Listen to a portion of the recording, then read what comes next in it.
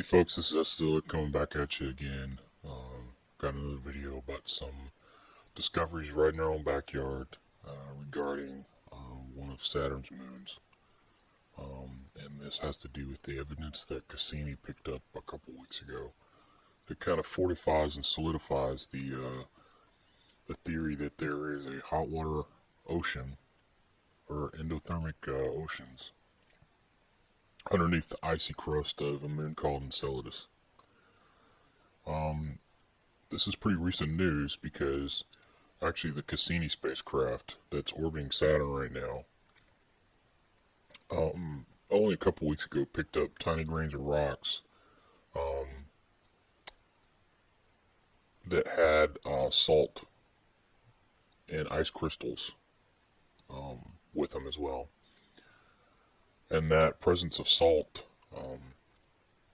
certainly makes a good valid point for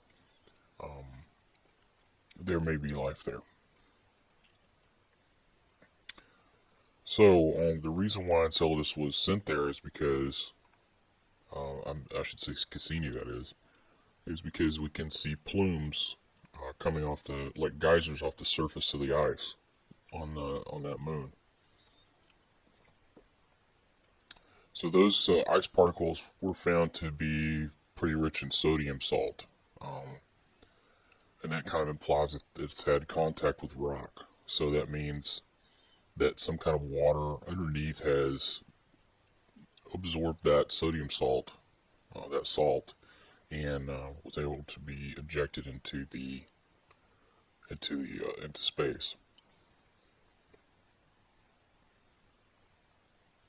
So the position of the moon, ocean, and it's important to point out that the ocean, they only believe it to be 10 kilometers underneath the surface at the South Pole, and it's below about, 40 kilometers of thick ice. So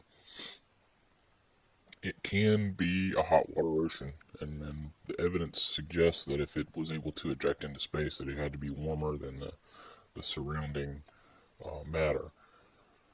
So, they've been on a pretty extensive 4-year study of the data from the spacecraft, and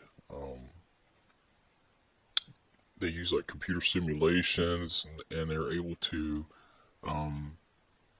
get really good insight in depth into some of the chemical reactions from studying the ejected particles that Cassini picked up.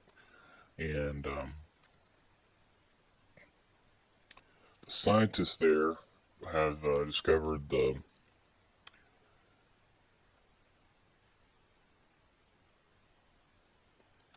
what they believe is what we call silicon-rich grains originate from the seafloor of a hydrothermal process that's working on ejecting that. So it's something going on geologically there.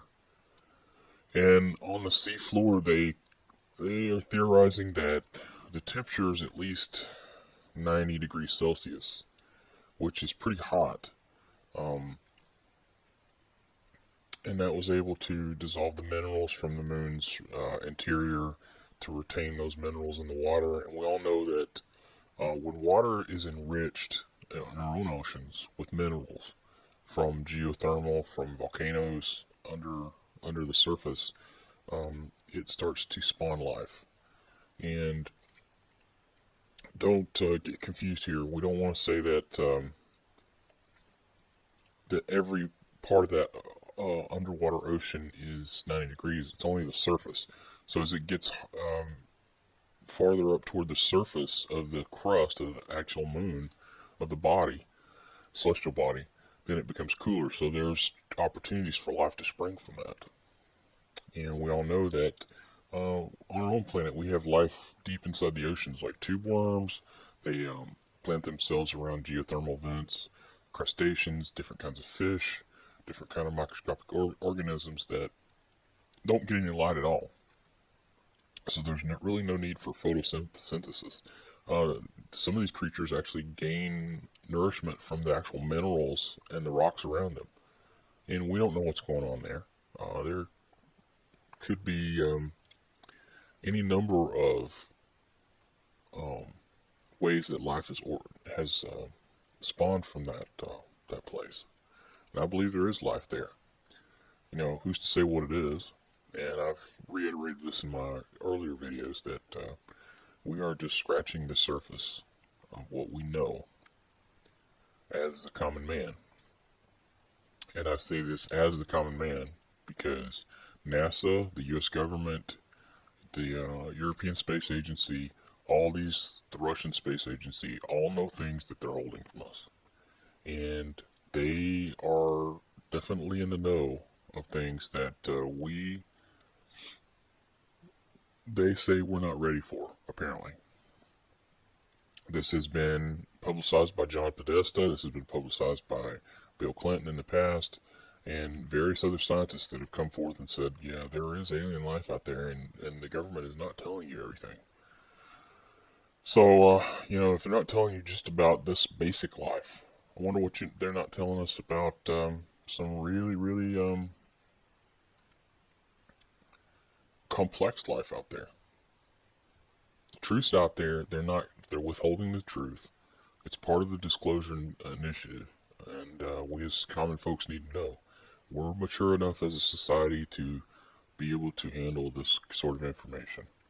It's not going to topple governments. It's not going to topple religions. It's only going to fortify uh, those those institutions. People are going to be more pleased with NASA.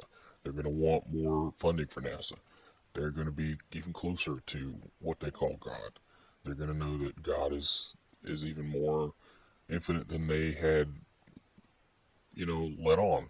That He's able to create these different spawning pools of life all over the galaxy and the universe.